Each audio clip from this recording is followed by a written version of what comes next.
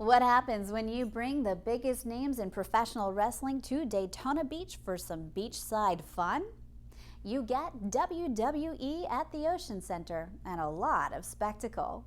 Hello and welcome to Volusia Magazine. I'm Amber Patterson. On today's show, we'll fill you in on World Wrestling Entertainment Live because it's coming here to Volusia County later this month. We'll also take a look at the USLA National Lifeguard Championships that were recently held at Daytona Beach.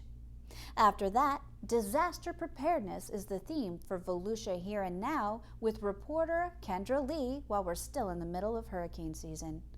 And finally, we'll join Community Information Director Dave Byron in the studio as he sits down with Rob Ehrhardt, Director of Economic Development. Those segments, news, and more coming right up on Volusia Magazine. I hope you stay tuned.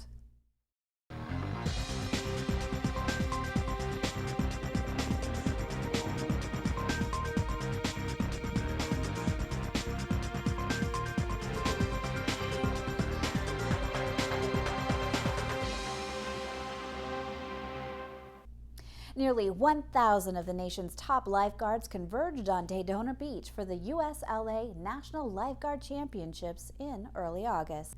Representing 55 chapters from Honolulu to the Hamptons, they tested their strength and speed on land and in water. Los Angeles County, which has won the overall competition 41 times since 1970, took another first-place trophy home, while Monmouth County, New Jersey, finished a strong second.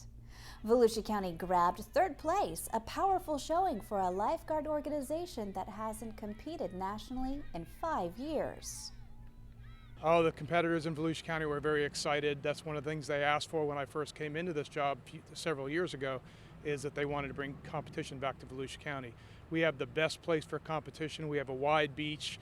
We have a hotel that's right at ground zero that the competitors can walk out of the hotel and go do their competing and then go back into the hotel and then get out into the community and patronize some of the businesses out in the community. We were able to bring a lot of people into town to utilize our hotels and utilize our restaurants and have a good time competing. More than 300 junior lifeguards ages 8 to 18 kicked off the 4-day event with a day full of competitions that included swimming, running, board races, and the popular Beach Flags event. Dallas Lovelace in the red cap just missed a win in the Beach Flags, which was won by a youth from Monmouth County. The events promoted camaraderie and prepared the youth athletes for future competitions as adults. The competition heated up when the adult lifeguards took center stage, demonstrating the speed, strength, and stamina normally reserved for Olympic events. Lifeguard Mallory Kennedy led the Volusia County team with 5 first-place medals in her age group. She also teamed up with LSU graduate Haley Peterson for a win in the open women's board race. Other top competitors were Kimberly Murphy with 5 medals, Carrie Purdy with 3, and Captain Tammy Maris also with 3 medals. Captain Maris, better known as Beach Safety's Public Information Officer, took first place in the Beach Flags after out-sprinting and out-diving her competitors in the sand. Volusia County's men, led by A.J. Miller, Rob Wallace, and Alan Holt, also made a great showing. 19-year-old Darius DeBarros scored an upset in the Open Men's Beach Flags competition, dethroning the reigning champs Smith Point, New York. This was Darius's first national competition, and he's definitely an up-and-coming competitor. Volusia County manager Jim Deneen added the medal count by winning the 65 to 69 age group in the 2K Beach Run. Charlie Lydecker, a Daytona Beach businessman representing Smith Point, New York, won 3 first-place medals in the 50 to 55 age group. Lydecker is the vice president for Brown & Brown's Insurance Retail Division. Lydecker co-chaired the local planning committee, and Brown & Brown was the local title sponsor for the event. The 2015 Nationals were coordinated by the U.S. Lifesaving Association and the Volusia Surf Lifesaving Association in conjunction with Volusia County's Beach Safety Division. The Nationals will return to Daytona Beach in 2017. The biggest names in professional wrestling will take center stage in Daytona Beach when World Wrestling Entertainment Live, better known as WWE, comes to the Ocean Center Sunday, August 30th. Professional wrestlers scheduled to appear include WWE World Heavyweight Champion Seth Rollins, United States Champion John Cena, Divas Champion Nikki Bella, and many more. Tickets range from $24 to $107 for ringside seats. Tickets may be purchased at the Ocean Center box office, at all Ticketmaster outlets, online at Ticketmaster.com, or by calling Ticketmaster at 800-745-3000. Don Poor, director of the Ocean Center, said the convention and entertainment complex is perfect for an event like WWE. Well, it's a good fit for the Ocean Center because we do this event, what we call in the round, which we put it in the middle of the building instead of like an end stage for a concert. And everybody sits very close to where the action is going on. Nobody is any more than half a building away from the stage area. It's good for the community because it's a family event. There's folks of all age groups who are interested in the competition and enjoy the entertainment value of the event. So it's good for everybody in the community. For more information, you can visit WWE.com. Established by Congress in 1914, University of Florida IFAS Extension has been providing solutions for 100 years. We bring research-based information to individuals, businesses, and communities. As part of the land-grant university system, we have experts in every one of Florida's 67 counties. Our educational programs improve lives, build economies, and help protect the state's valuable natural resources. We're committed to providing reliable information that impacts the lives of every Floridian. As Florida continues to grow, UF IFAS Extension will be there to provide practical solutions to Florida's most challenging problems. University of Florida IFAS Extension. Solutions for the next 100 years. We are well into hurricane season, and while this season is forecast to be below normal, it can still produce catastrophic impacts to communities, and preparedness is essential. Volusia Here and Now reporter Kendra Lee shows us what you need to do to make sure your home is ready to weather the storm.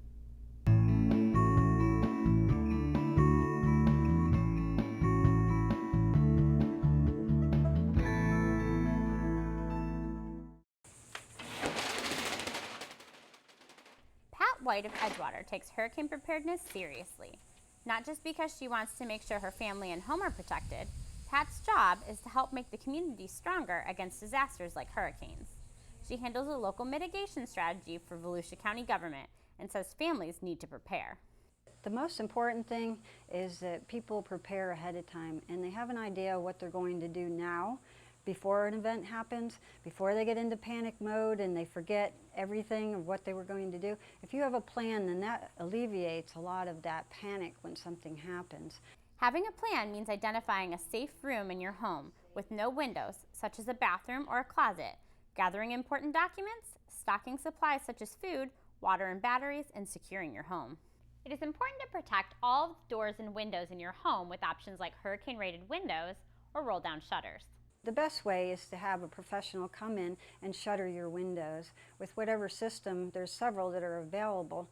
You can get the verticals that stay on the house and you just pull them closed. There's the roll down like you see behind me on my door, and also there's shutters that you can, and there's several different ways of doing shutters. There's aluminum shutters, which are a lot more cost effective, than there's clear panels that let more light in. You can do a combination of the two. But one of the most important steps you can take to secure your home is to have your garage door reinforced. If you lose your garage door, it's the biggest hole in your house and it lets all that wind in to uplift on your roof. So you want to make sure that your garage door is strong and stays solid during any kind of a wind event. It is important to trim the tree branches around your house and bring inside any lawn chairs or ornaments that could be easily picked up by the wind. This preparedness step should be practiced all year round since thunderstorms are an everyday occurrence during a Florida summer. And thunderstorms can produce microbursts or tornadoes, which can happen any time of year. For Volusia Here and Now, I'm Kendra Lee. Dolly Parton's Imagination Library has made its way to Volusia County. Children living in the Daytona Beach area within the 32114 zip code are eligible for the free children's books delivered to them at home. Stephanie Strong has details in this segment of Community Health Matters.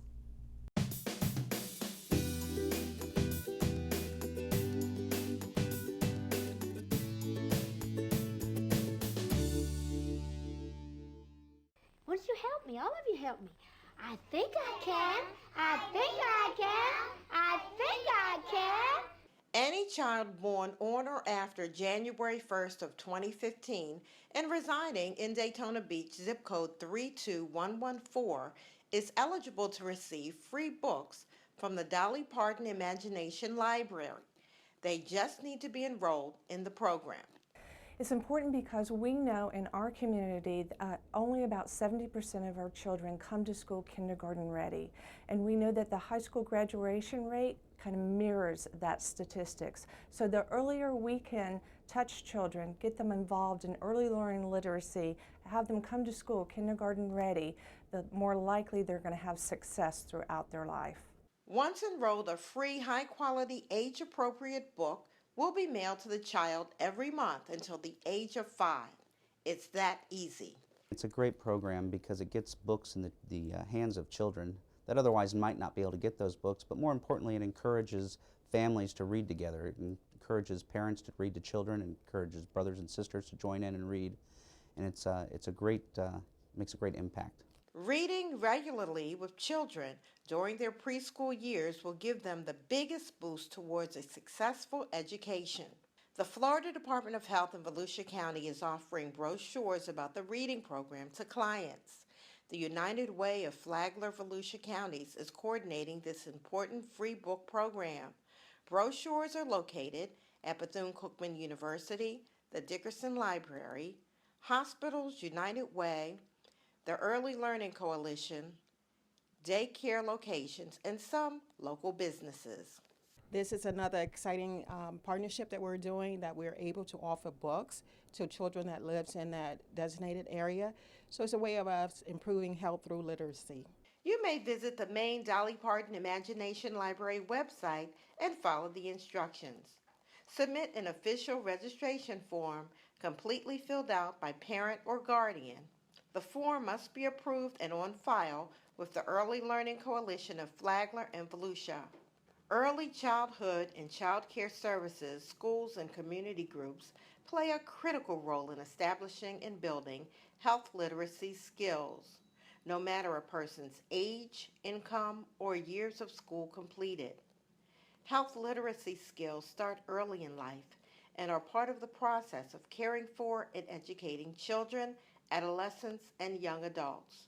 All children should graduate with health literacy skills that will help them lead healthier lives. Of course, we need people to sign up, and so we want to get the message out there. If you have a child that was born after January 1st of 2015, there's free books out there. This costs nothing to the participants, and you just need to sign up.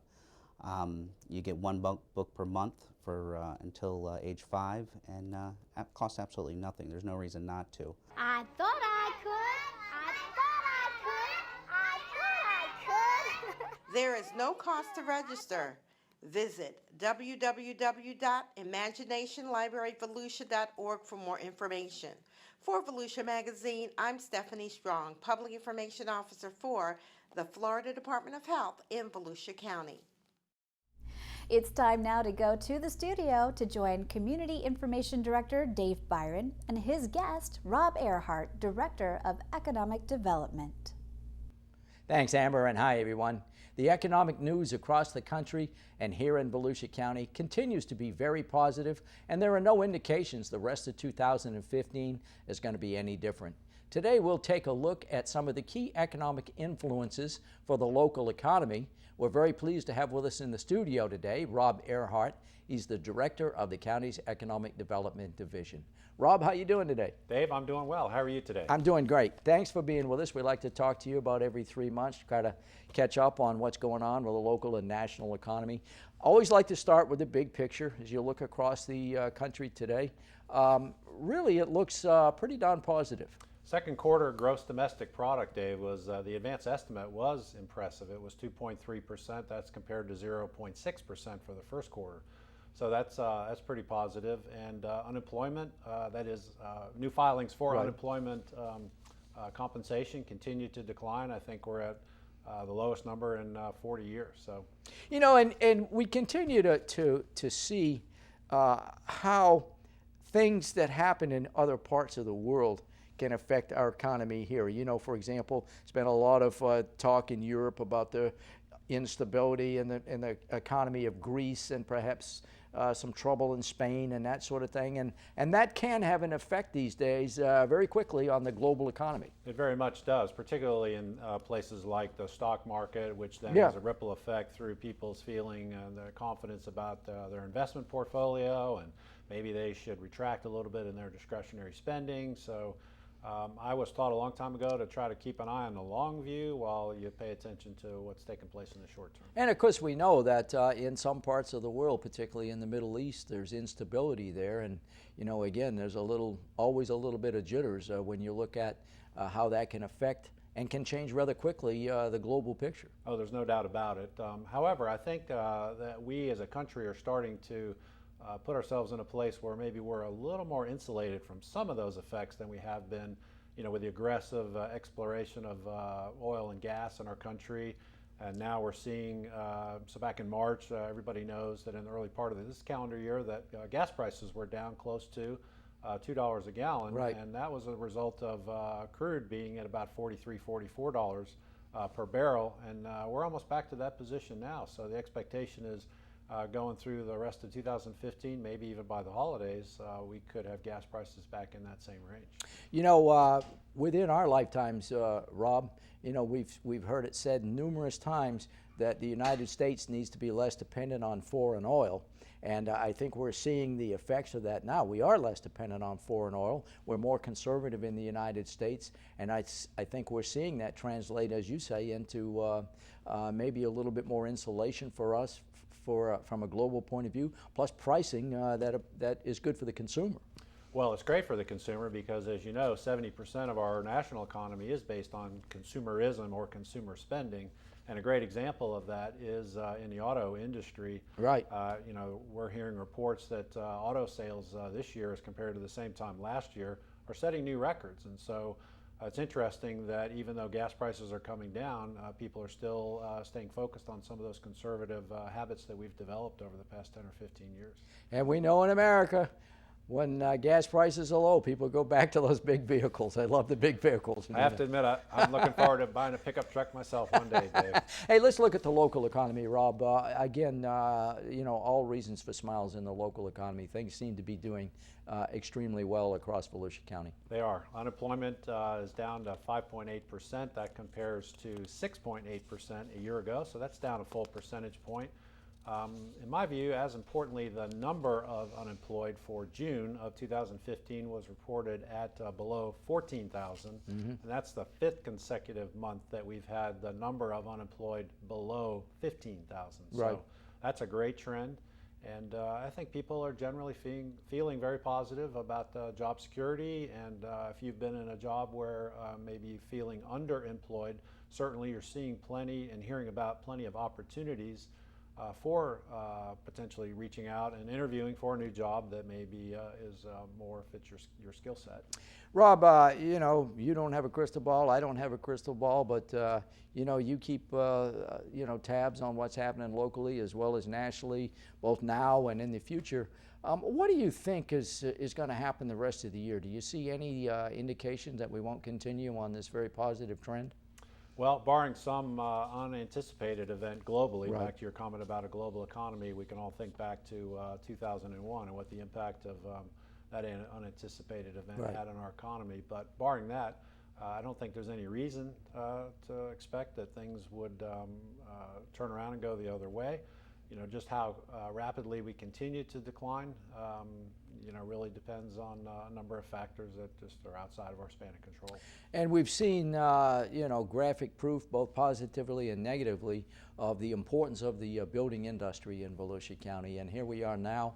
The builders are back very busy. The sale of existing homes is pretty hot right now. We're seeing boomers like myself being able to sell their properties in other parts of the United States, and they're coming to Florida to play golf and sit in the sun and enjoy, what we enjoy every day. That's right. I think it's important to remember just how significant that one component of our economy is locally and nationally, and that is the housing industry. So when the supply of resales has dropped down to challenging levels, 4 month or so supplies, now it's a seller's market. Right. And so that also creates more impetus or potentially more energy on the new construction side. And in fact, in the second quarter of 2015, we see the number of permits and the dollar value of those permits up almost 50%. Wow. As compared to first quarter of this year, and 40% and 30% respectively in numbers and dollars over the same quarter a year ago. So. Wow. It wasn't all that many years ago, 5-6 years ago, whenever we just had that unbelievable period of home building. I don't know that we're quite there yet, but from the folks that I've talked to, the level of building permit activity residentially is sustainable. It's maintainable, as opposed to that period 5 or 6 or 7 years ago when it was almost, unmanageable. Absolutely. Builders and local realtors alike are feeling very comfortable with the rate of growth in the the residential space. And I'm not hearing anybody say that they want to go back to the heady Sure. days of 2005 and 2006. An interesting point, though, is that millennials seem to be focused almost more on renting, Yes. and doing so in multi-dwelling units. And so it'll be interesting to see how that translates over the next 5 years or so into permits. And it may be permits for new construction homes. And it may be in part because it's recently been reported that college graduates on average are carrying, you ready for this number, Dave? $35,000 in debt. Right. And so I think back to, when I graduated from college and entered the workforce, I didn't really have any debt. And Right. to think that I was going to start $35,000 below zero, in terms of how I'm going to accelerate going forward in the workplace. You raise a very interesting point, Rob. Certainly in my generation, the boomer generation, it was very common to try to go to work for an employer and stay with that employer, perhaps even for a whole career. And you retire, you stay, in the same house, or maybe move up in the same neighborhood or whatever. And today's younger generations, the mobility factor is much more pervasive, I think. People are willing to move to get a better job, and they're not necessarily tied to any one company, which probably, as you say, translates into more apartment living. Well, and so I think that's a great point, in that they do want to be mobile. And so in addition to that debt, which they seem generally nonplussed about, Right. They are interested in living where they want to live and working the way they want to work. And so the combination of those two, again, it may be the new norm. Right, that's what I mean. Yeah, generations changed, Yes, sir. times change. So let's look at the commercial side of the building construction activity in Volusia County. A lot of commercial projects as well. There are a lot of commercial projects. The commercial activity in the second quarter, new construction activity in terms of numbers and dollars, was up compared to a year ago, roughly 25-30%. So that's good growth year over year. Right. However, we're not seeing a lot of consistency from quarter to quarter. Obviously, there are still a lot of big projects that are on the horizon, and we're looking forward to seeing just when those come out of the ground. And I don't know that it's all bad that they haven't come out of the ground just yet, because as we know, a lot of people have been working on the Daytona Rising project. And, Right. We want to have another opportunity to keep those people in our community when that work is complete in terms of the construction activity. In the meantime, the road work that's taking place on both still Interstate 4, Interstate 95, and anybody that's been through the Interstate 4, Right. Interstate 95 interchange recently, That's pretty impressive. It'll be a bit of an aggravation for a couple of years, but hundreds of millions of dollars are being spent in our community in support of those projects. So, Rob, what do you think this interstate highway improvement is going to do in terms of the attractiveness of new companies moving to Volusia County? Well, as you know, we've recently been successful at recruiting a regional distribution center, and the location at the apex of those two interstates was certainly a driving part of the decision-making process for them. So their visibility in our community, as well as these improvements to the interstate and the mobility that we just spoke about, and in particular the state's ongoing focus of logistics and distribution, I think all of those have the potential to come together and really help that particular industry in our community rise to a level that, for anybody that's lived here any length of time, has always felt like was a natural fit to the geography of Volusia County. And also, as we close today, Rob, you know, we've just came back from New York where we talked to JetBlue Airlines, brand new air carrier, well-respected global carrier coming to Volusia County, Daytona Beach. Service starts January 7th. That opens up a direct route to New York. The airport as well is really on the upswing, which is important to the overall economic development picture in our county. Couldn't agree more. Congratulations to Rick Carl and his team at Daytona Beach International Airport. They've been working very hard. Steve Cook is going to retire here in a short while, and this is something he's been working hard at. So he won't be here on that January 7th date, but hopefully he gets a chance to make one of those first flights. I'm as excited. I know residents of Volusia County are excited to have the opportunity to go nonstop to New York. Right. But from an economic development perspective, I'm as excited to have you know, smart investment banker type people from New York come to Volusia County in the morning, check out some of the great things that are going on, really understand our value proposition, see what some of the compelling opportunities for them are, go back that afternoon and start to make some of those dreams come true. Rob, I know you have a lot of information available in the County Economic Development Division. You have a very comprehensive website for people that want reports or they want information. Perhaps they want to talk to you. How do people get more information? Well, Dave, our office is in the Daytona Beach International Airport. We can be reached via telephone at 248-8048. And our website, as you mentioned, would be www.floridabusinessaltogether.org. And there's one of the key tabs there is data and key reports, and there is quite a bit of information there for people's use. Well, it's a lot of fun to talk when all of the conversation is positive, huh? It always is, Dave. Thanks so much for having me. Thank you, Rob. Our guest today, Rob Ehrhardt. He's the Economic Development Director with Volusia County. And with that, we'll go back to you, Amber. Thanks, Dave, and thank you, too, for watching Volusia Magazine.